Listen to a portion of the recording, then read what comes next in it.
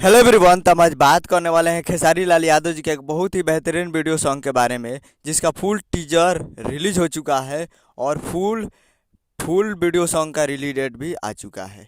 और इसे लिखे हैं बोस रामपुरी जी और इसमें म्यूजिक दिए हैं श्याम सुंदर जी और इसे गाए हैं खेसारी लाल यादव जी, जो कि आपको स्क्रीन के ऊपर दिखाई दे रहा है।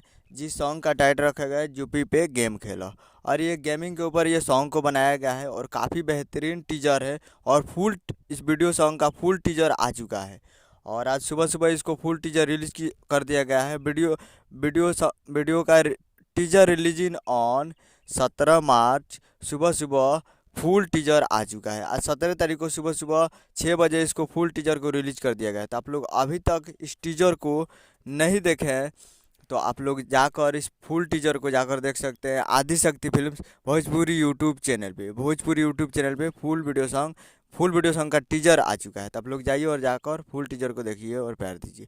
उम्मीद कर रहा हूँ कि वीडियो अच्छा लगा तो चैनल को सब्सक्राइब बेल आइकन प्रेस करते कैसे लेटेस्ट न्यूज लाते रहे। मिलते हैं अगले वीडियो में। जय हिंद, जय भाई।